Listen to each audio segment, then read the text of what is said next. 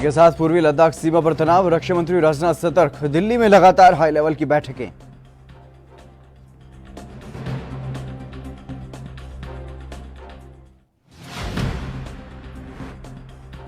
लद्दाख में चीन ने भारत को दिया धोखा, विपक्षी भी बोले सख्त जवाब दे मोदी सरकार।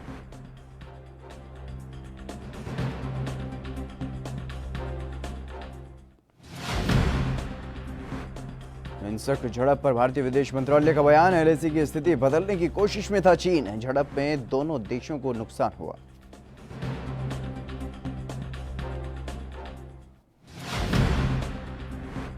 योगी सरकार का फैसला, फायर ब्रिगेड या एम्बुलेंस को रास्ता न देने पर कटेगा 10,000 का चालान, बिना हेलमेट दोपहिया वाहन चलाने पर भी देने होंगे 1,000 रुपए।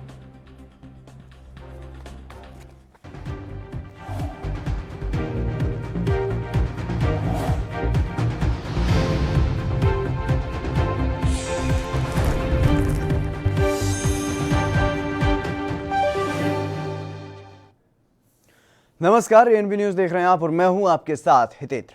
भारत और नेपाल के बीच सीमा मुद्दे पर दोनों देशों में कड़वाहट जारी है। हालांकि भारत ने कहा है कि इसे आपसी बातचीत के जरिए सुलझा लिया जाएगा। इस बीच खबर है कि नेपाली संसद के ऊपरी सदन में नक्शा विवाद पर चर्चा होगी और संविधान संशोधन विधेयक पारित किया जाएगा। बता दें कि नेपाल ने प्रतिनिधि सभा में एक बार नए नक्शे को मंजूरी दे दी है और जिसमें भारतीय जमीन को शामिल किया गया है। इसके बाद दोनों देशों में कड़वाहट सामने आई है और वहीं नेपाल की प्रतिनिधि सभा ने 13 जून को नक्शे से जुड़े संविधान संशोधन विधेयक को सर्वसम्मति से मंजूरी दे दी है, जिसको लेकर के दोनों देशों के बीच बातचीत की जाएगी।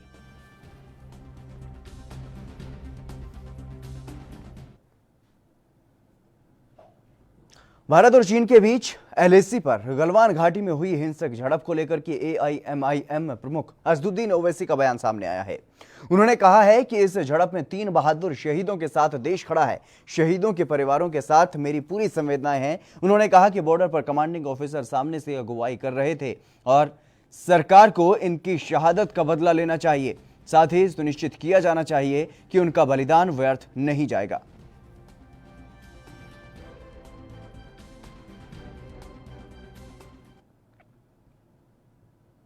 लद्दाख में चीन और भारत के सैनिकों के बीच हुई हिंसक झड़प को लेकर के कांग्रेस नेता रणदीप सुरजेवाला की प्रतिक्रिया सामने आई है।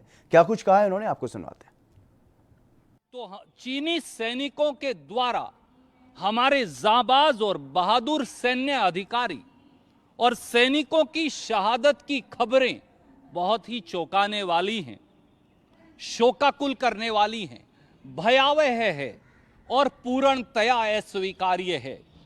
इन खबरों को सुन पूरा देश क्षुब्ध है, रोष में है, परंतु प्रधानमंत्री श्री नरेंद्र मोदी जी और रक्षा मंत्री श्री राजनाथ सिंह ने पूर्णतया चुप्पी साध ली है। प्रधानमंत्री और रक्षा मंत्री को आगे आकर देश को जवाब देना चाहिए।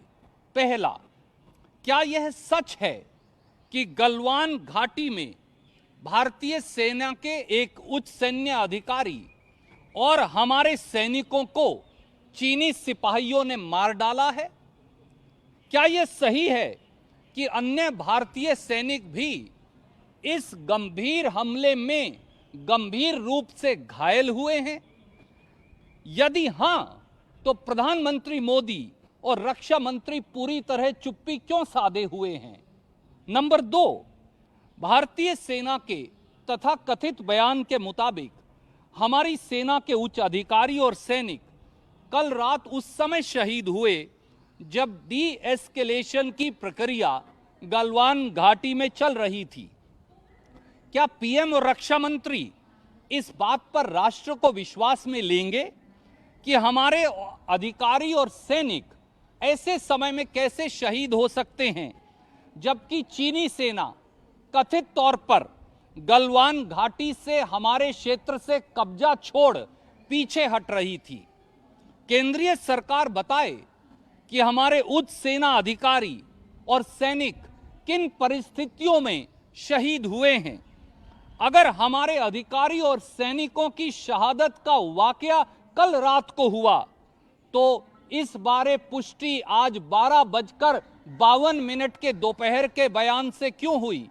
और उसमें 1:08 दोपहर को उस बयान में संशोधन क्यों किया गया?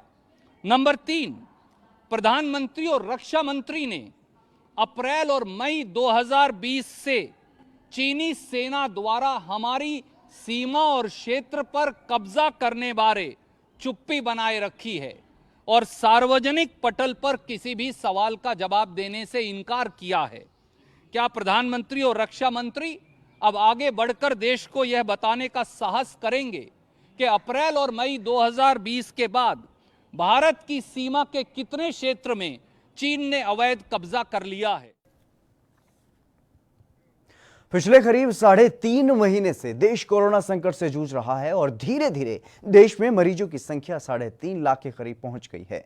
देश में महाराष्ट्र, तमिलनाडु और दिल्ली सबसे ज्यादा प्रभावित हुए हैं। वहीं दूसरी तरफ पीएम मोदी भी पहले दिन से ही इस संकट पर नजर बनाए हुए हैं और राज्यों के मुख्यमंत्रियों से संवाद भी स्थापित कर रहे हैं। इसी कड़ी में पीएम मोदी ने एक बार फिर से मुख्यमंत्रियों के साथ जुड़े और उनसे सीधा संवाद किया। इस रिपोर्ट में आप देखिए।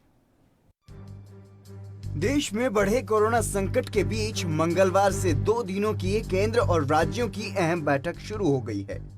प्रधानमंत्री नरेंद्र मोदी ने मंगलवार को पंजाब, चंडीगढ़ समेत पहाड़ी और पूर्वोत्तर के राज्यों के साथ बैठक की। वहीं मुख्यमंत्रियों से संवाद में पीएम मोदी ने कहा कि कोरोना वायरस से हुई किसी की भी मौत असहज करने वाली है। इसके साथ ही उन्होंने कहा कि भविष्य में जब कभी भारत की कोरोना के खिलाफ लड़ाई का अध्ययन होगा तो ये दौर इसलिए भी याद किया जाएगा कि कैसे इस दौरान हमने साथ मिलकर काम किया। कोरोना से किसी की भी मृत्यु दुखद है। हमारे लिए किसी एक भारतीय की भी मृत्यु असहज करने देने वाली है। लेकिन ये भी सच है कि आज भारत दुनिया के उन देशों में है जहां कोरोना की वजह से सबसे कम मृत्यु हो रही है। वहीं इसके साथ ही पीएम मोदी ने कहा कि दुनिया के बड़े बड़े एक्सपर्ट्स, हेल्थ के जानकार लॉकडाउन और भारत के लोगों की ओर से दिखाए गए अनुशासन की आज चर्चा कर रहे हैं। आज भारत में रिकवरी रेट 50% से ऊपर है। आज भारत दुनिया के उन देशों में अग्रणी है जहां कोरोना संक्रमित मरीजों का जीवन बच रहा है। दुनिया के बड़े बड़े एक्सपर्ट्स, हेल्थ के जानकार, लॉकडाउन और भारत के लोगों द्वारा दिखाए गए अनुशासन की आज भारी चर्चा हो रही है। आज भारत में रिकवरी रेट 50% से ऊपर चला गया है। आज भारत दुनिया के उन देशों में अग्रणी है जहां कोरोना संक्रमित मरीजों का जीवन बच रहा है। वहीं अपने संवाद में पीएम मोदी ने कहा कि हमें इस बात का हमेशा ध्यान रखना है कि हम कोरोना को जितना रोक पाएंगे उसका बढ़ना जितना रोक पाएंगे उतना ही हमारी अर्थव्यवस्था खुलेगी, हमारे दफ्तर खुलेंगे, मार्केट खुलेंगे, ट्रांसपोर्ट के साधन खुलेंगे और उतने ही रोजगार के नए अवसर भी बनेंगे। हमें इस बात का हमेशा ध्यान रखना है कि हम कोरोना को जितना रोक पाएंगे उसका बढ़ना जितना रोक पाएंगे उतना ही हमारी अर्थव्यवस्था खुलेगी, हमारे दफ्तर खुलेंगे, मार्केट खुलेंगे, ट्रांसपोर्ट के साधन खुलेंगे और उतने ही रोजगार के नए अवसर भी बनेंगे। वहीं मुख्यमंत्रियों से बातचीत में पीएम मोदी ने कहा कि किसान के उत्पादन की मार्केटिंग के क्षेत्र में हाल में जो रिफॉर्म्स किए गए हैं उससे भी किसानों को बहुत लाभ होगा। इससे किसानों को अपनी उपज बेचने के लिए नए विकल्प उपलब्ध होंगे और स्टोरेज के अभाव के कारण उनको जो नुकसान होता था उसे भी हम कम कर पाएंगे। साथियों, किसान के उत्पाद की मार्केटिंग के क्षेत्र में हाल में जो रिफॉर्म्स किए गए हैं उससे भी किसानों को बहुत लाभ होगा।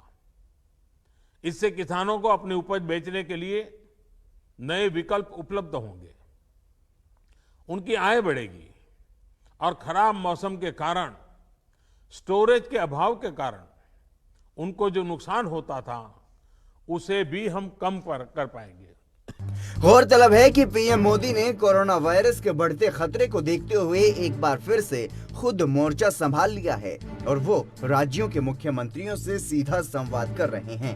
इसी कड़ी में वो बुधवार को भी राज्यों के मुख्यमंत्रियों से संवाद करेंगे और कोरोना संकट पर आगे की रणनीति तैयार करेंगे। News desk special report ANB news. Madhya Pradesh में उपचुनाव से पहले कांग्रेस बीजेपी में आरोप प्रत्यारोप का सिलसिला तेज हो गया है। कांग्रेस विधायक बैजनाथ कुशवाहा ने एक बार फिर से ज्योतिरादित्य सिंधिया पर हमला बोला है। उन्होंने सिंधिया पर गद्दारी का आरोप लगाते हुए कहा कि जिन विधायकों ने सिंधिया के कहने पर पैसे लेकर जनमत के साथ गद्दारी की है, उनके खिलाफ जनता ही चुनाव लड़ेगी, क्योंकि चंबल अंचल की जनता गद्दारों को कभी माफ नहीं करती।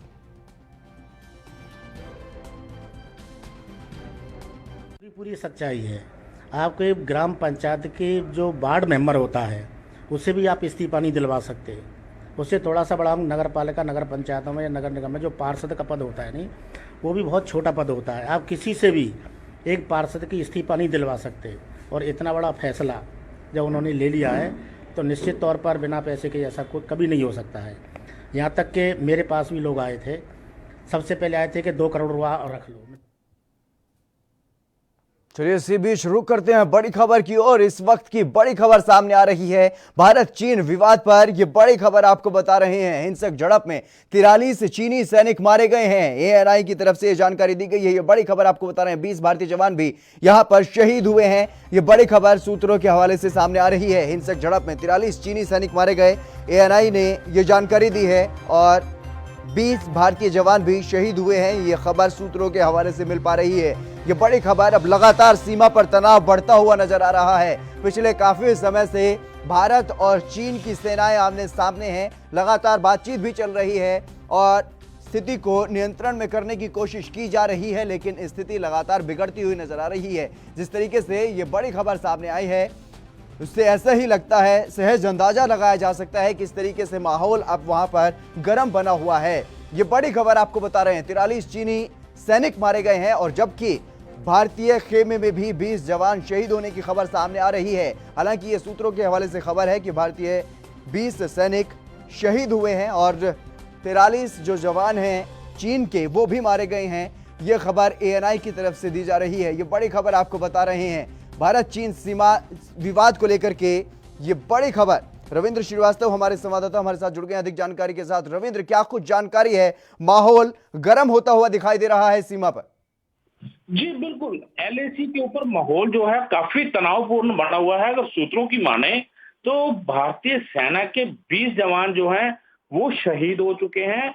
और वहीं अगर चाइना की बात करें तो चाइना को भी काफी ज्यादा नुकसान जो है हुआ है। उसके 43 जवान जो है या तो बुरी तरह से जख्मी हैं और या फिर शहीद हो चुके हैं, क्योंकि अभी इस पर सेना की प्रतिक्रिया जो है वो आनी अभी बाकी है। लेकिन कहीं ना कहीं जिस तरह से पिछले कुछ दिनों से लगातार चाइना के बॉर्डर पर खास करके गलवान घाटी के अंदर माहौल तनावपूर्ण बना हुआ था, उसको लेकर कल जिस तरह से झड़प हुई है, वहां फायरिंग तक जो है वो सुनने में आ रहा है कि वहां फायरिंग तक हुई है और उसके चलते काफी नुकसान जो है दोनों तरफ जो है वो हुआ है। अब जो है अगर बात करें तो केंद्र सरकार जो है अब चाइना की सरकार के साथ बैठ के बात होगी, क्योंकि राजनाथ सिंह के साथ भी सीडीएस और जो सेना अध्यक्ष हैं वो बैठ के बातचीत कर रहे थे। आगे की रणनीति जो है वो तय की जाएगी। हालांकि चाइना इस कोरोना काल में बहुत ज्यादा अगर बात करें तो पूरे विश्व के अंदर किरकिरी जो है उसकी हो रही है कोरोना के चलते। तो ऐसे में चाइना जो है युद्ध तो नहीं कहा जा सकता, लेकिन अगर ऐसा स्टेप लेता है तो कहीं ना कहीं उसकी बेवकूफी होगी, क्योंकि चाइना हर तरफ से जो कोरोना के चलते जो है उसकी किरकिरी जो है वो लगातार चल रही है। जी लेकिन रविंद्र, जिस तरीके से अभी तक ये खबरें सामने आ रही थी कि सीमा पर भारत और चीन के बीच गोलियां नहीं चली हैं, लेकिन आपने बताया कि गोलियां भी चली हैं। इस हिसाब से फिलहाल क्या स्थिति बनी हुई है एलएसी पर? जी देखिए, जिस तरह से जवानों की शहादत हुई है, चाइना के जवान जो हैं वो भी मारे गए हैं। तो ये झड़प का सिलसिला नहीं है, ये कहीं ना कहीं दर्शाता है कि वहां पर गोलियां जरूर चली हैं और इसी का नतीजा है कि इतनी संख्या में जो है जवानों की शहादत हुई है। अगर झड़प होती तो हम कह सकते थे कि झड़प के जरिए पूरी तरह से जख्मी हुए हैं, लेकिन जवानों की जिस तरह से शहादत हुई है या जिस तरह से 43 जवान जो है भारतीय सेना के जवानों ने रिटेलिएशन की है अपने बचाव में, जो है वो चाइना के सैनिकों को भी नुकसान जो है वो उठाना पड़ा है।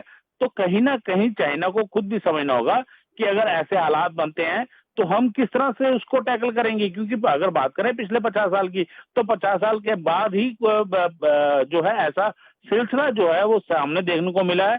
अमूमन झड़पें होती थी, लेकिन झड़पों के बाद कमांडर लेवल की बातचीत से या उच्च अधिकारियों की बातचीत से ये मसले सॉर्ट आउट हो जाते थे। लेकिन जिस तरह से ये मामला बढ़ा है, ये कहीं ना कहीं अपने आप में चिंताजनक जरूर है। जी क्या फिलहाल स्थिति काबू में है? जी देखिए, फिलहाल स्थिति काबू में है, लेकिन तनावपूर्ण बहुत ज्यादा बनी हुई है, क्योंकि अगर सिक्किम की बात करें या और चाइना के साथ जिस तरह अरुणाचल प्रदेश है वहां बॉर्डर पड़ता है, तो वहां पर जो है तनाव की स्थिति वहां पर भी बनी हुई है। वहां जिस तरह से चाइना के सैनिकों ने जमावड़ा करना शुरू कर दिया था बॉर्डर पे, उसको लेकर भारत की भी नजर उस पर बनी हुई थी। तो भारत ने भी अपनी जो है सीमा के साथ साथ जितनी भी फौजें हैं तो वहां डिप्लॉय कर दी है भारी संख्या में। वहां पर भी भारतीय सैनिक जो हैं वहां पर मौजूद हैं, और ऐसे में ये वाला इंसिडेंट हो जाना, भारतीय जवान जो है 20 के करीब जो है सूत्र जिस तरह से बता रहे हैं कि 20 के करीब जो जवान जो है शहीद हुए हैं, तो ये कहीं ना कहीं दर्शाता है कि माहौल जो है अब बहुत ज्यादा तनावपूर्ण है। और अब देखना आगे वाली की जो आगे रणनीति है उसके ऊपर गौर करना होगा, और उस रणनीति को देखकर ही आगे का जायजा लिया जा सकता है। जी रविंद्र, तमाम जानकारी देने के लिए आपका बहुत बहुत शुक्रिया। लेकिन माहौल जो है वो गर्म बना हुआ है एलएसी पर और लगातार तनाव बढ़ता हुआ नजर आ रहा है। जिस तरीके से ये बड़ी खबर सामने आई है, 43 चीनी सैनिक मारे गए हैं और भारत के भी 20 जवान शहीद हुए हैं। हालांकि ये खबर सूत्रों के हवाले से कही जा रही है और अभी तक इसकी आधिकारिक पुष्टि होना बाकी है, लेकिन ये बड़ी खबर है अपने आप में। जिस तरीके से लगातार एलएसी पर तनाव बढ़ रहा है, एक तरफ बातचीत जारी है और दूसरी तरफ सीमा पर यह तनाव बढ़ रहा है और वहां पर हिंसक झड़प भी हो रही है। लगातार दोनों ही खेमों में नुकसान भी हो रहा है। प्रफुल्ल बख्शी रक्षा विशेषज्ञ हमारे साथ जुड़ गए हैं। प्रफुल्ल जी, आपका स्वागत है एनबी न्यूज पर।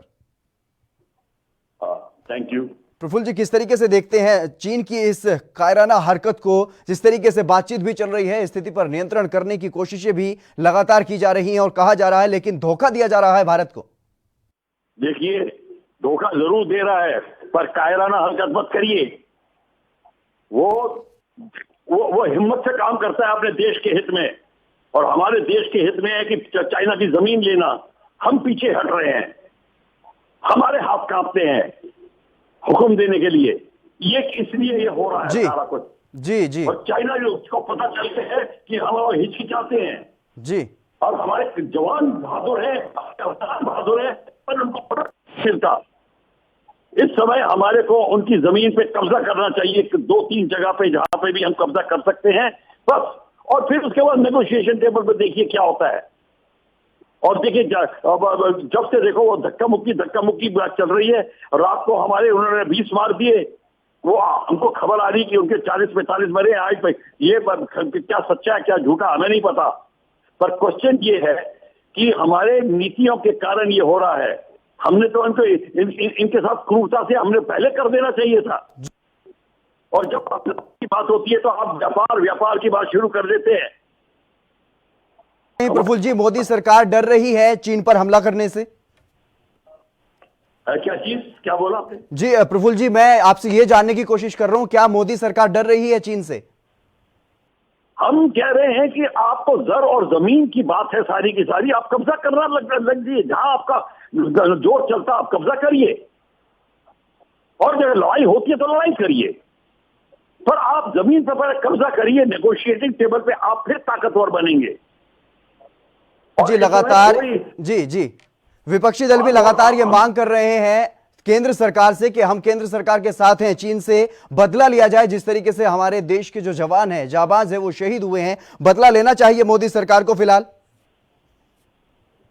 मोदी सरकार अपना पूरा उन्होंने हुक्म दे दिया है पूरा का पूरा, पर ये सारा का सारा अपना रवैया चेंज करने में समय लगता है और हमारे को बड़ा समय लग रहा है। और इस समय जब गलवान में जब चाइनीज आने शुरू हो गए थे और उन्होंने अपने कंस्ट्रक्शन शुरू कर दी थी, उनको एकदम से थोड़ी ओवरनाइट कर दिया उन्होंने, उनको टाइम लगा करने में। तब तक हमारे लोकल आर्मी कमांडर्स क्यों सो रहे थे? गलती किसकी है? आपके घर में चोर घुस रहा है और 3 महीने से सेंध लगा रहा है, आप अब देख रहे हैं और आप कुछ नहीं कर रहे हैं, तो गलती किसकी है?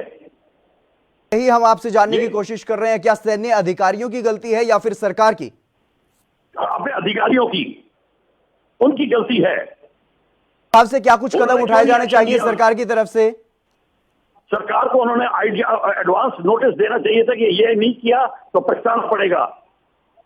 ये तो जैसे कि वो टेररिस्ट घुसता था आपके कैंप में, 3-3 दिन बैठा रहता था, गलती किसकी होती थी? देखिए, आपको मैं बता दूं, ये हमारी फौजों को इनिशिएटिव लेने से रोका जाता था, उनकी आदत पड़ चुकी है। कमांडर घबराते हैं ये कहने के लिए कि हम एक्शन दिखाएंगे कि शायद कोई पॉलिटिकल लीडर नाराज ना हो जाए, ये प्रॉब्लम है। तो कहीं ना कहीं सरकार की तरफ से कोई कोताही नहीं बरती जा रही, आप ये कहना चाह रहे हैं? सरकार ने तो पूरा कमांडर्स को खुली छूट दी हुई है। फिलहाल क्या कुछ किया जा सकता है प्रफुल्ल जी? हैं जी, सरकार की तरफ से फिलहाल क्या कुछ किया जा सकता है तत्काल प्रभाव से स्थिति को नियंत्रण में करने के लिए? सरकार क्लियरली बोल दे तो फौज को कि आप बिल्कुल अपने हित में काम करिए और जो टैक्टिकल आपको मनूवर करना है आप करिए जी। और वो ये कहे कि हम वो कह रहे हैं जो आप जमीन हासिल कर सकते करिए जी। ये कोर कमांडर और आर्मी कमांडर के हाथ की बात है जी।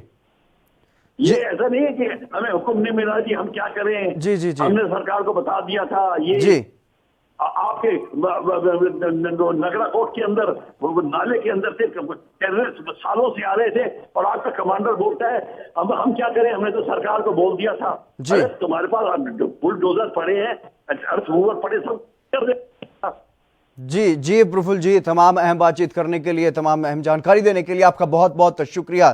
तो ये सेना की तरफ से कहीं ना कहीं कोताही बरती जा रही है, ऐसा प्रफुल्ल बख्शी का कहना है, और वो कहीं ना कहीं पूरे तरीके से कार्रवाई नहीं कर पा रहे हैं। लेकिन केंद्र सरकार को फिलहाल ये आदेश दे देना चाहिए कि जो भी वो कर सकते हैं वो करें, और जिस तरीके से शहीदों का जो बलिदान व्यर्थ नहीं जाना चाहिए, ये बड़ी खबर आपको बता रहे हैं। भारत चीन विवाद पर आपको लगातार वहां पर गर्मी बनी हुई है। हिंसक झड़प में भारी संख्या में दोनों ही तरफ से नुकसान हुआ है। चलिए खबरों में आगे बढ़ेंगे। छत्तीसगढ़ माध्यमिक शिक्षा मंडल द्वारा बोर्ड परीक्षा के परिणाम जारी करने की तिथि को और कुछ दिन पीछे कर दिया गया है। ऐसे में 10वीं और 12वीं के परीक्षार्थी को अभी और कुछ दिन का इंतजार करना होगा। स्कूल शिक्षा मंत्री प्रेमसाय सिंह टेकाम ने यह कहा है कि परीक्षा परिणाम के लिए तैयारी अंतिम दौर पर है और इसी सप्ताह में 20 जून तक परिणाम जारी कर दिए जाएंगे। और साथ ही उन्होंने कहा है कि तकनीकी परेशानी और कुछ बच्चों का रिजल्ट नहीं बनने के कारण ये तारीख बढ़ाई गई है। अच्छा, 10वीं और 12वीं के रिजल्ट अभी बन रहे हैं और उसमें टेबलेशन का काम चल रहा है, तो 1 हफ्ते के अंदर रिजल्ट आना चाहिए। जुलाई में तो स्कूल ओपन होने की बात आप शिक्षा मंत्री ने कही है, तो क्या अगर इस लॉकडाउन की परिस्थिति में अगर ये परिस्थिति रही तो क्या जुलाई में स्कूल ओपन होगा, और अगर नहीं होगा तो बच्चों का पढ़ाई किस तरीके से किया जाएगा? शिक्षा विभाग ने इसकी क्या तैयारी की है? स्कूल कब खुलेगा अभी ये बड़ा प्रश्न है, और हम लोग भारत सरकार के गृह मंत्रालय के जो गाइडलाइन आए हैं उसके अनुसार जुलाई में उनकी गाइडलाइन पुनः आएगी, तब हम स्कूल खोलने पर विचार कर सकते हैं। तो मुझे लगता है कि जुलाई में तो नहीं खुल पाएगी और ये 15 जुलाई के बाद ही इसमें कुछ विचार हो सकता है। जब भी स्कूल खोलेगा तो उसमें इस बात को विशेष ध्यान रखा जाएगा कि सोशल डिस्टेंस और फिजिकल डिस्टेंस का पूरा ध्यान रखा जाएगा। और जिन क्षेत्रों में ग्रीन जोन होंगे या जब भी स्कूल खोले जाएंगे तो उसमें जो अभी क्वारंटाइन में जो हमारे मजदूर रुके हुए हैं उनको साफ सफाई करना पड़ेगा, उनको सैनिटाइज करना पड़ेगा, ताकि पेरेंट्स में जो एक प्रकार के भय का वातावरण निर्मित हो कि हम बच्चों को वहाँ भेजेंगे और सोशल, तो बच्चों की पढ़ाई का और उनके स्वास्थ्य का सरकार पूरा ध्यान रखेगी और जैसी भी परिस्थिति सामान्य होगी स्कूल खोलने की प्रक्रिया हम शुरू करेंगे। सर, स्कूलों में जिस क्राउड के बच्चे हैं तो उस क्राउड में अगर बच्चे आप लोग बोल रहे हैं सोशल डिस्टेंस के साथ बच्चों को पढ़ाया जाएगा, तो ऐसे में किस तरह से एक पाली में कैसे आप उसको मेंटेन कर सकते हैं सर? उसके लिए क्या तैयारी है? नहीं, जहाँ बच्चों की संख्या ज़्यादा है वहाँ पे 2 पाली में कर सकते हैं। जहाँ बच्चों की संख्या ज़्यादा है वहाँ एक दिन दूसरी क्लास, उसके अगले दिन दूसरी क्लास ये भी ले सकते हैं। कई उसमें ऑप्शन है और बाकी अन्य जो भवन वहाँ पर उपलब्ध रहेगा उन सब में संचालित करने की अभी नीति हम लोग बना रहे हैं ताकि फिजिकल डिस्टेंस का पूरी तरह से पालन। चलिए फिलहाल रुकेंगे एक छोटे से ब्रेक के लिए, जल्द हाजिर होंगे।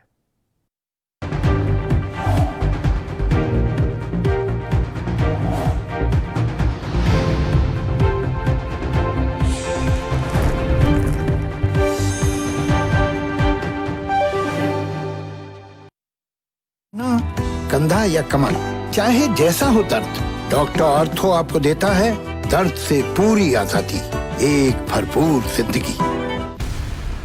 बयान, कमान, हुक्मरान,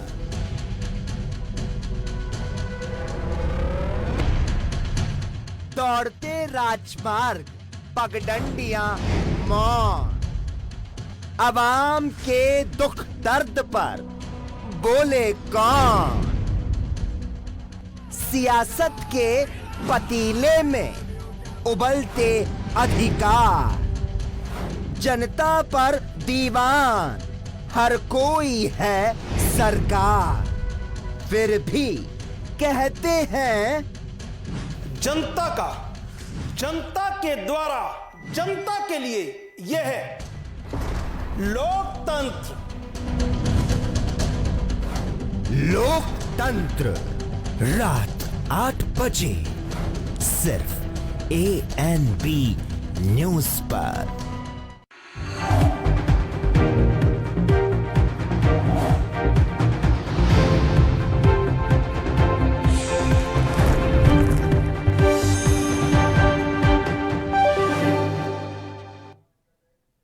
ब्रेक के बाद एक बार फिर से आप सभी का स्वागत है। खबरों में आगे बढ़ेंगे। बॉलीवुड एक्टर सुशांत सिंह राजपूत ने रविवार को मुंबई में अपने घर में फांसी लगाकर आत्महत्या कर ली थी। पोस्टमार्टम रिपोर्ट में मौत की वजह दम घुटना बताया गया है और वहीं सुशांत की अचानक मौत पर लगातार सवाल भी उठाए जा रहे हैं। इस मामले पर महाराष्ट्र सरकार में मंत्री असलम शेख ने कहा है कि सुशांत सिंह राजपूत की आत्महत्या में सामाजिक बहिष्कार एंगल पर भी ध्यान दिया जाना चाहिए। असलम शेख ने आगे कहा है कि इससे पहले एक टॉप फिल्म स्टार ने एक युवा और टैलेंटेड सिंगर का भी बहिष्कार किया था, जिससे उन्हें काम मिलना बंद हो गया था। और अगर सिंगर ने पहले ही इसके खिलाफ आवाज उठाई होती तो ऐसे सामाजिक बहिष्कार के मामले पहले ही सामने आ जाते।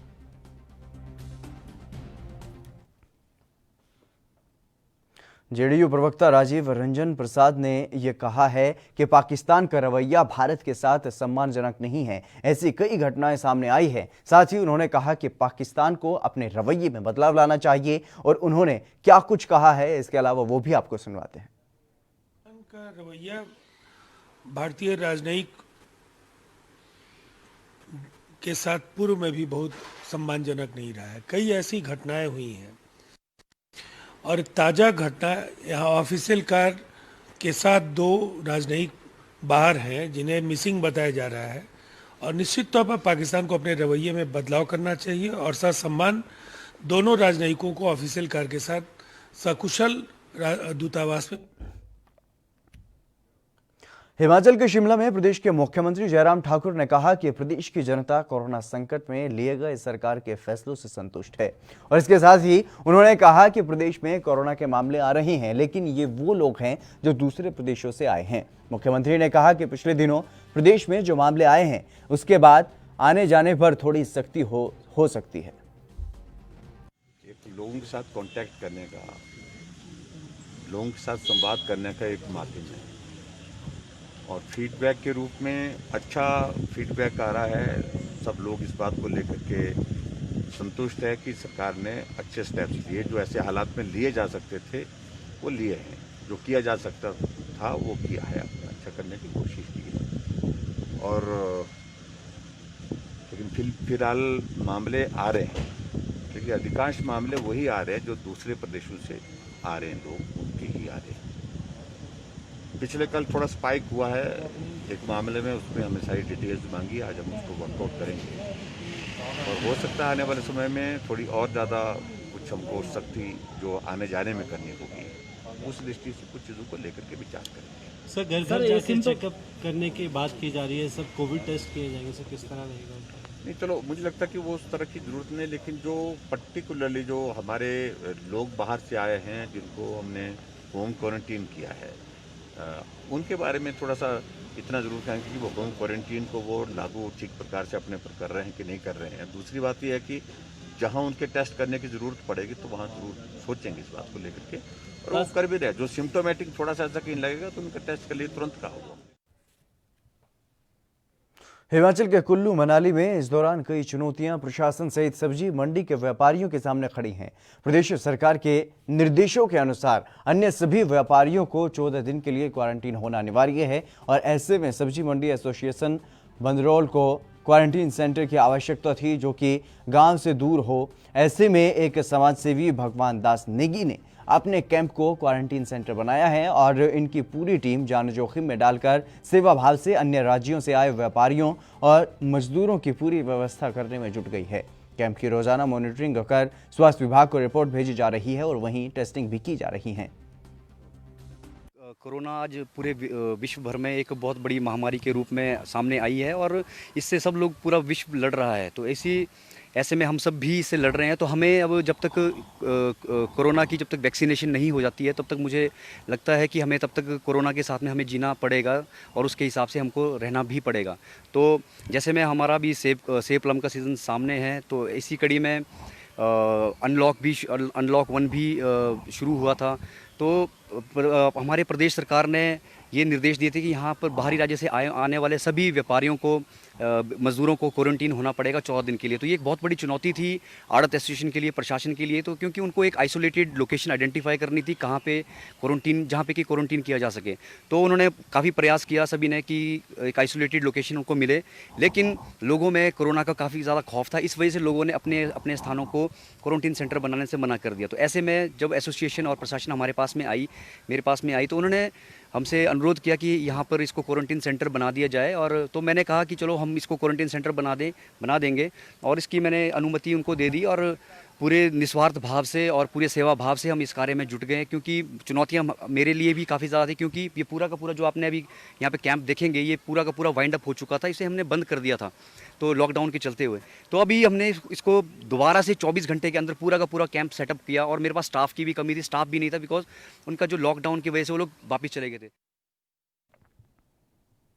राज्यसभा चुनाव को लेकर झारखंड के मुख्यमंत्री हेमंत सोरेन ने सुदेश महतो से मुलाकात की है और इसके बाद मीडिया से मुखातिब होते हुए क्या कुछ कहा है उन्होंने, आपको सुनवाते हैं।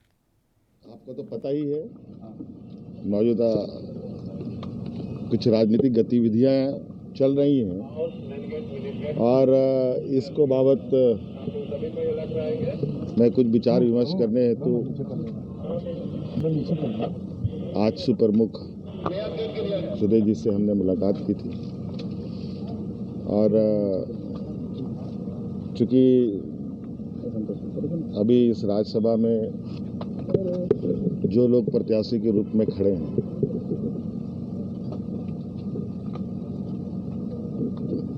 उसमें आज आदरणीय गुरुजी भी खड़े हैं। इस राज्य के एक आंदोलनकारी, इस राज्य के निर्माता, और चूंकि आजसू भी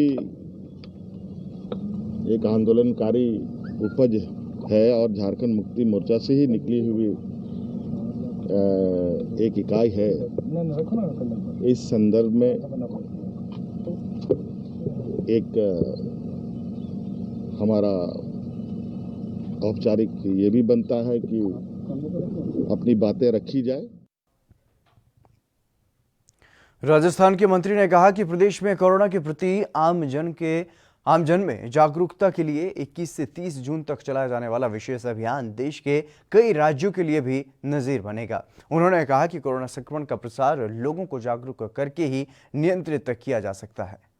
तारीख से लेकर 30 तारीख के बीच में राजस्थान में व्यापक जन जागरण का अभियान चलाया जाएगा, क्योंकि कोरोना अभी खत्म नहीं हुआ है। आम आदमी ये समझ बैठा है कि लॉकडाउन खत्म हो गया, अनलॉक 1 हो गया और जो छूट दे दी है तो हम सावधानियां छोड़ दें। मास्क लगाना जरूरी है, 2 गज की दूरी जरूरी है, बार बार साबुन से हाथ धोना जरूरी है। ये समूह में एकत्रित होते हुए लोग नजर आते हैं, समूह में एकत्रित होना बिल्कुल बंद कर दें लोग, क्योंकि कोरोना का खतरा, कोई कह रहा है इसका पीक आएगा अगस्त में, कोई कह रहा सितंबर में, कोई कह रहा अक्टूबर नवंबर में। ये खतरा भी टला नहीं है, इसका कोई वैक्सीन नहीं बना है, कोई दवा नहीं बनी है।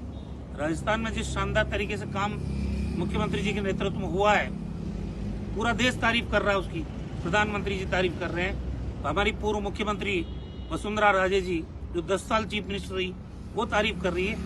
पूरे विधायकों ने जो वीडियो कॉन्फ्रेंसिंग हुई 21 घंटे, सब ने कोई सी पार्टी के हों, उन्होंने तारीफ की कि राजस्थान में बहुत शानदार काम हुआ है। मौसम विभाग के निदेशक जयंत ने कहा है कि 19 से 20 जून को सौराष्ट्र, कच्छ और दक्षिण गुजरात में बारिश होगी और मछुआरों के लिए 18 से 20 जून को अलर्ट जारी किया गया है। साथ ही उन्होंने कहा है कि 45 से 55 किलोमीटर प्रति घंटा की रफ्तार से हवाएं चलने का अनुमान है। नॉर्थ कोंकण के पास एक चक्रवाती सर्कुलेशन बना हुआ है। अगले 5 दिनों में से first 3 days, day 1, day 2 and day 3, that is today 16, 17 और 18 तारीख को गुजरात रीजन और सौराष्ट्र कच्छ में स्कैटर्ड प्लेसेस में लाइट टू मॉडरेट रेनफॉल मिलेगा।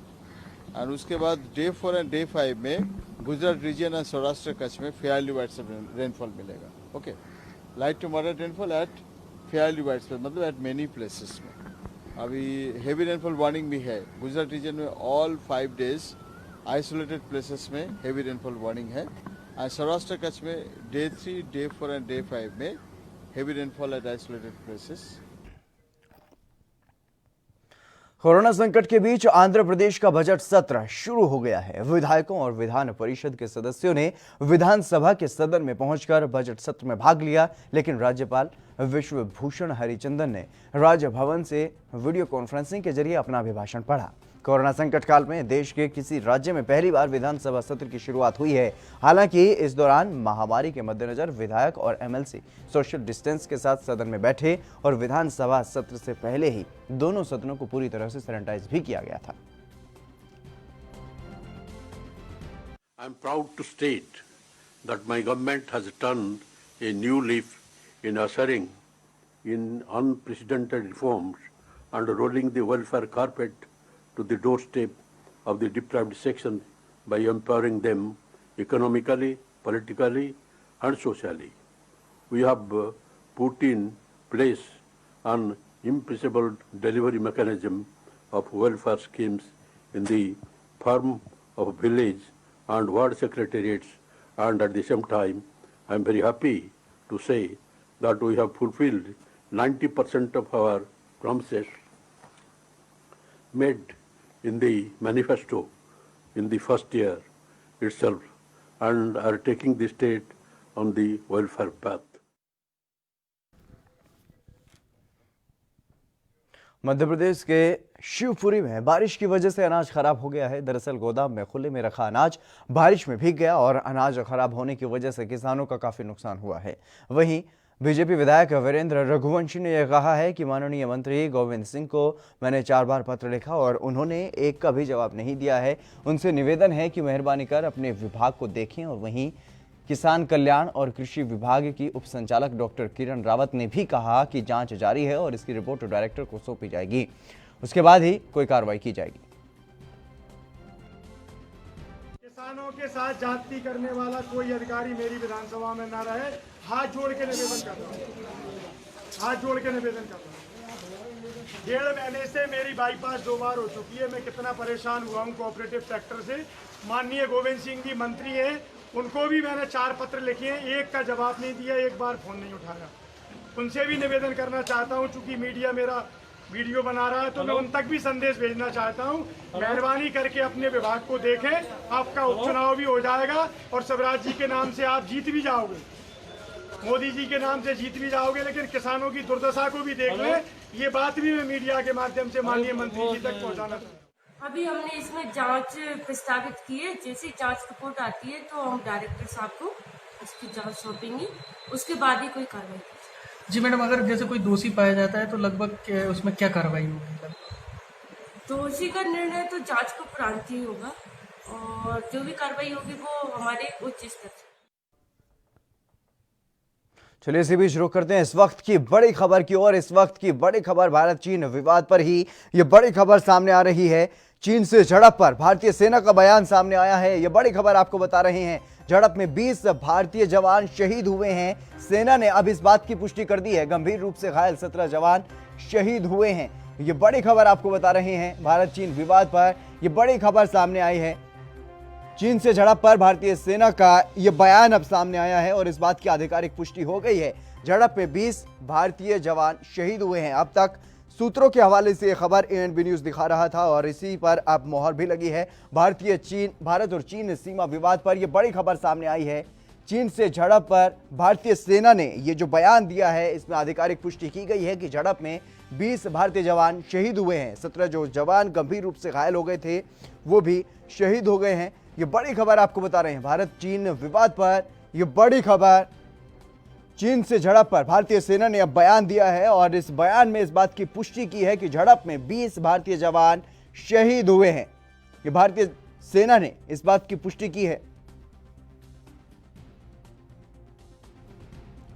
अशोक मेहता रक्षा विशेषज्ञ हमारे साथ जुड़ गए हैं। अशोक जी, स्वागत है आपका ANB न्यूज पर। अशोक जी, क्या आप मेरी आवाज सुन पा रहे हैं? हेलो अशोक जी, क्या आप मेरी आवाज सुन पा रहे हैं? शायद उन तक मेरी आवाज नहीं पहुंच पा रही है। अशोक जी से हम दोबारा जुड़ने की कोशिश करेंगे। चीन से झड़प पर भारतीय सेना का यह बयान सामने आया है। झड़प में 20 भारतीय जवान शहीद हो गए हैं। भारतीय सेना की तरफ से इस बात की आधिकारिक पुष्टि कर दी गई है। गंभीर रूप से घायल हुए थे 17 जवान, वो शहीद हो गए हैं। भारत चीन सीमा विवाद पर यह बड़ी खबर। अशोक जी एक बार फिर से हमारे साथ जुड़ गए हैं। अशोक जी, स्वागत है आपका ANB न्यूज पर। अशोक जी, किस तरीके से देखते हैं जिस तरीके से अब भारत और चीन के बीच लगातार तनाव बढ़ता जा रहा है और दोनों ही खेमों में भारी नुकसान भी हुआ है, 20 भारतीय जवान शहीद होने की खबर? हाँ, बड़े अफसोस की बात है कि चाइना बॉर्डर पर इतने साल तक शांति बहाल थी जी, और वो शांति और वो बिल्कुल वहाँ से खत्म हो गई है। आज कल रात को जो गलवान में जी। हादसा हुआ, चाइना अब ये एकदम साफ, चाइना ने साफ कर दिया है कि वो बातचीत नहीं चाहता जी। वो युद्ध के तरीके से जी जो अपनी गलवान का एरिया है जी वो उसके ऊपर कब्जा करना चाहता है। जी अशोक जी, क्या ये जमीन पर कब्जे की ही मंशा है चीन की, या फिर जिस तरीके से कोरोना के मामले पर दुनिया भर में चीन घिर रहा था उससे पूरी दुनिया का ध्यान भटकाने की कोशिश भी है? हेलो जी अशोक जी, क्या आप मेरी आवाज सुन पा रहे हैं? हाँ, फिर से बोलिए। अशोक जी, मेरा सवाल ये था, क्या चीन जो भारतीय जमीन पर जो कब्जा किए हुए है, क्या उसी पर कब्जा अपना जमाने की कोशिश है, या फिर जिस तरीके से कोरोना के मामले पर दुनिया भर में गिर रहा था चीन, उसी के लिए अब पूरी दुनिया का ध्यान भटकाने की भी कोशिश है? नहीं, वो तो सिर्फ एक ही कारण है जी। उनका बड़ा कारण जिस वजह से उन्होंने ये गलवान में हमला किया है जी, उसका मकसद कुछ और ही है, और वो मकसद ये है कि जो हमने नई सड़क बनाई है जी गलवान के वेस्ट में, जो तारबुक से शोक होती हुई दौलत बेग ओल्डी तक जाती है जी वो उस सड़क से उनको बहुत आपत्ति है जी। वो सड़क जो है वो जो एरिया अक्साई चिन का जो उन्होंने 1959-60 में कब्जे में ले लिया, तो वो इलाका भारतीय इलाका था जी। लेकिन 1959 में उन्होंने वो सड़क बना ली और वो एरिया अपने पास रखा है। ये जो नई सड़क हमने बनाई है जी वो सड़क उस सड़क से हम इस चाइना का अक्साई चिन वाली सड़क को काफी दुखी बना सकते हैं। और खासकर पिछले साल हमारे होम मिनिस्टर अमित शाह साहब ने पार्लियामेंट में जी जी जी ये बोल दिया कि हम अक्साई चिन को वापस लेंगे। जी बिल्कुल। अब तो ऐसी बात करने के बाद ये कोरोना की बात नहीं है, ये अमित शाह ने जो बोला है जी। और ये जो सड़क हमने बनाई है, इन दोनों चीजों को लेते हुए चाइना बहुत घबराया हुआ है जी। और इसलिए जो आक्रमण हुआ है जी ये आक्रमण गलवान वैली में हुआ है जी। ताकि जो फायदा हमको इस सड़क से मिलता है जी उस फायदे को वो रद्द कर दें। जी जी। अशोक जी, अभी हाल ही में ये खबर भी मिल पा रही है कि चीन ने अपने हेलीकॉप्टर एलएसी पर भेज दिए हैं। अब कोई लोग कह रहे हैं कि वो हेलीकॉप्टर उनके जो कैजुअल्टी हुए हैं, जो घायल और मरे हुए हैं चाइनीज जी उनको उठाने के लिए है जी। लेकिन हेलीकॉप्टर का इस समय जो अभी जो कल रात को इंसिडेंट हुआ है जी गलवान में, उससे मैं खास कुछ ताल्लुक नहीं। जी जी अशोक जी, तमाम अहम बातचीत करने के लिए आपका बहुत बहुत शुक्रिया। तो ये बड़ी खबर आपको बता रहे हैं, भारत चीन सीमा विवाद को लेकर के चीन से झड़प पर भारतीय सेना का ये बयान सामने आया है कि झड़प में 20 भारतीय जवान शहीद हुए हैं। इस बात की अब आधिकारिक पुष्टि हो गई है और गंभीर रूप से घायल हो गए थे ये 17 जवान, और चीन ने एलएसी पर अब अपने हेलीकॉप्टर भी भेज दिए हैं। चलिए फिलहाल रुकेंगे एक और छोटे से ब्रेक के लिए, जल्द हाजिर होंगे।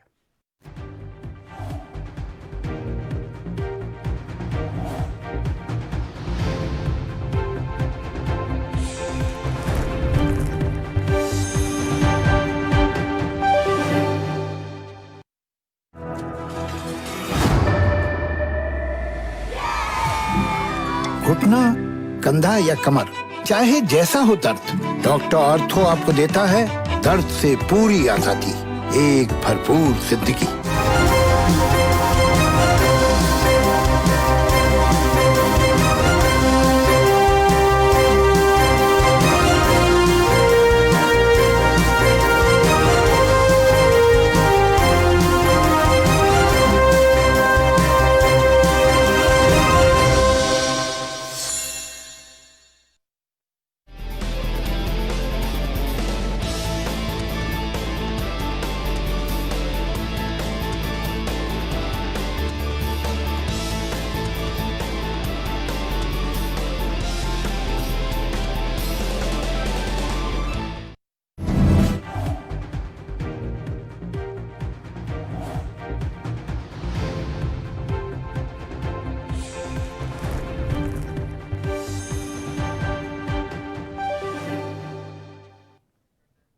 ब्रेक के बाद एक बार फिर से आप सभी का स्वागत है। खबरों में आगे बढ़ेंगे। इंटरनेशनल फूलों के बाजार में फूलों की बिक्री कम हो गई है। वहीं फूल खरीदार पुनीत का यह कहना है कि हमारा इवेंट का काम होता था और पहले 1000 से 1500 गुलदस्ते एक दिन में खरीद लिए जाते थे, लेकिन अब 200 से 250 भी मुश्किल से खरीद पा रहे हैं। अब खरीद 5% ही बची है। और साथ ही उन्होंने ये भी कहा है कि फूलों को दिल्ली, मुंबई और तमिलनाडु में वो बेचा करते थे। बहुत डल चल रहा है। पहले तो खरीदते थे बहुत सारे फूल यहाँ से, जितने होते थे लाइक हम 30% तो हम ही खरीदते थे यहाँ से, तो अभी बहुत कम हो गया है, लाइक 5 से 10% ही खरीद रहे हैं। यहाँ से ज़्यादा खरीदारी भी नहीं हो रही और बेचे भी किसको, इतना सेल्स नहीं है। आप क्या इवेंट मैनेजमेंट करते हैं? हाँ, हमारा फ्लावर्स बाइंग का है, इधर से परचेस करते हैं यहाँ से, जैसे तमिलनाडु में बेचते हैं, दिल्ली बेचते हैं, सभी बेचते हैं, तो यहाँ पे अभी इतना नहीं चल रहा है। अब कैसा चल रहा है? अभी बहुत डल है, पहले जितना ऑर्डर्स नहीं है। अखिल भारतीय आयुर्विज्ञान संस्थान पटना में जूनियर रेजिडेंट के पदों पर वैकेंसी निकली है। दरअसल इन पदों पर नौकरी पाने के लिए उम्मीदवारों को कोई लिखित परीक्षा नहीं देनी होगी, बल्कि इंटरव्यू के माध्यम से ही चयन होगा। जूनियर रेजिडेंट के कुल 17 पदों पर नियुक्ति की जाएगी और इन पदों पर आवेदन करने के लिए उम्मीदवारों की अधिकतम 33 वर्ष आयु निर्धारित की गई है और एम्स पटना में जूनियर रेजिडेंट के पदों पर आवेदन करने के लिए उम्मीदवार को मान्यता प्राप्त संस्थान से ग्रेजुएट की डिग्री होना उसके पास जरूरी है और उम्मीदवार अखिल भारतीय आयुर्विज्ञान संस्थान की ऑफिशियल वेबसाइट पर जाकर के ऑनलाइन आवेदन कर सकते हैं।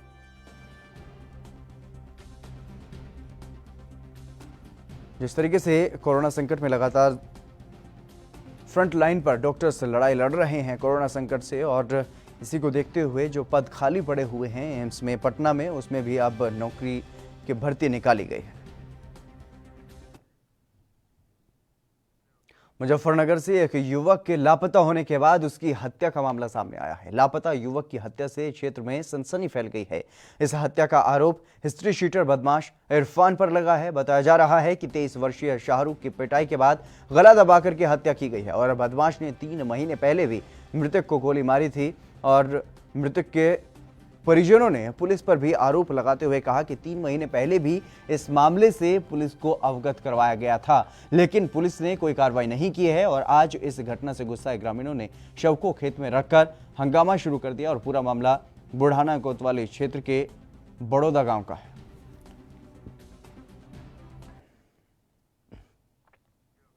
चंदौली पुलिस ने अपनी लापरवाही सुधारते हुए कस्टडी से फरार एक आरोपी को गिरफ्तार कर लिया है और दरअसल शनिवार को एक 6 वर्षीय बच्ची दुकान पर सामान खरीदने के लिए गई हुई थी और इस दौरान दुकानदार ने बच्ची को बहला फुसला करके खंडर में वो ले गया और दुष्कर्म करने का प्रयास किया। किस्मत से ग्रामीणों ने बच्ची को दुष्कर्म से बचा लिया और उसे पुलिस के हवाले कर दिया। वहीं पुलिस जब आरोपी को मेडिकल के लिए ले गई तो आरोपी पुलिस को चकमा देकर के भाग निकला, जिससे पूरे पुलिस महकमे में हलचल मच गई थी और मामले को गंभीरता से लेते हुए एसपी हेमंत कुटियाल ने लापरवाही बरतने पर 2 पुलिसकर्मियों को सस्पेंड भी कर दिया था।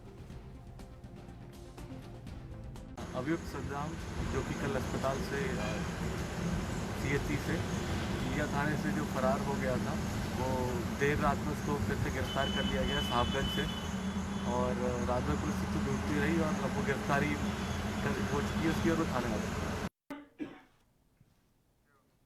दिल्ली की रहने वाली एक युवती ने अयोध्या के एक साधु वेशधारी युवक पर दुष्कर्म का मामला पंजीकृत करवाया है।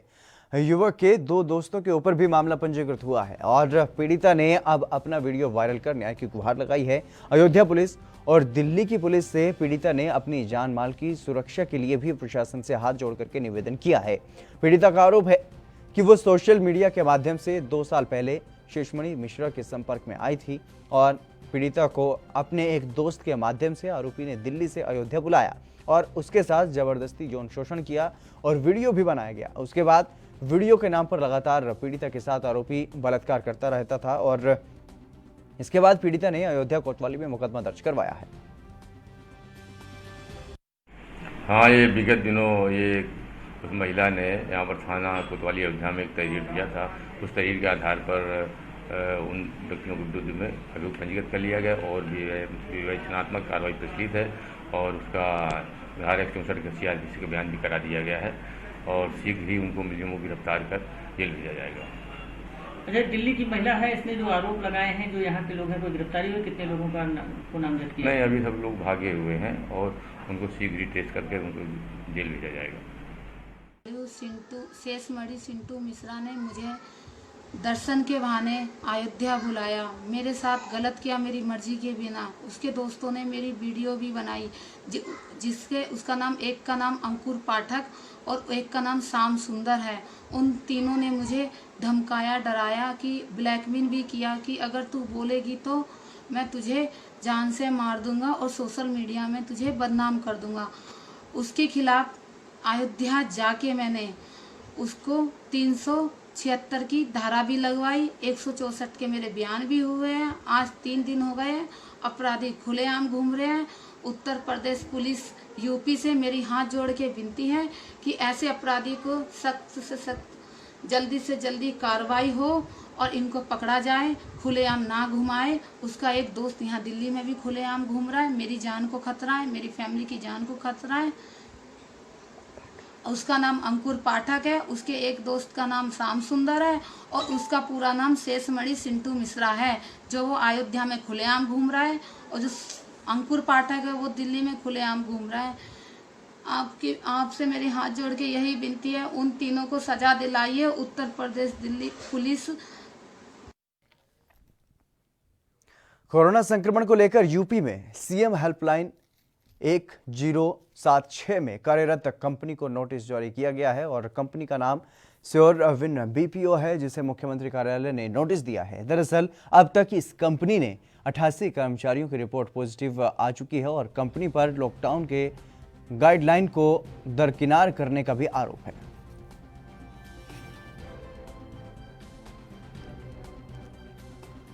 जिस तरीके से लगातार कोरोना को लेकर के लगातार दिशा निर्देश केंद्र सरकार और राज्य सरकारों की तरफ से दिए जा रहे हैं, अगर कोई उनमें कोताही बरतता है तो उन पर कार्रवाई भी की जाती है। यूपी में भी सीएम हेल्पलाइन के बीपीओ में अब हड़कंप मचा हुआ है।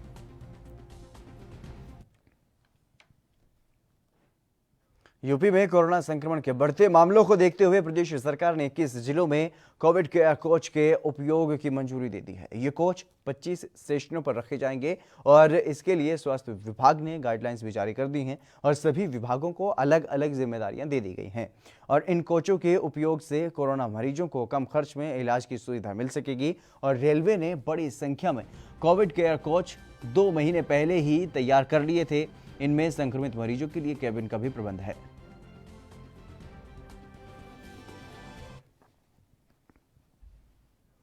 पूरे विश्व में 21 जून को योग दिवस मनाया जाता है और इस दिन योग के क्षेत्र में महत्वपूर्ण योगदान देने वाले योगियों को सम्मानित भी किया जाता है।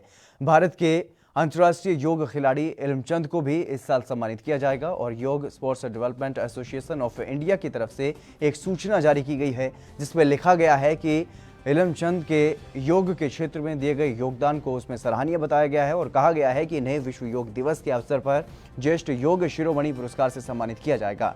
आपको बता दें कि 80 साल से भी ज्यादा की उम्र में खेलों में श्रेष्ठ प्रदर्शन करने वाले इल्मचंद को 80 साल का युवा भी कहा जाता है। हालांकि अब इल्मचंद की उम्र 88 साल है, जो विश्व स्तर पर एथलेटिक्स के अलग अलग इवेंट और योग में कई स्वर्ण पदक जीत चुके हैं।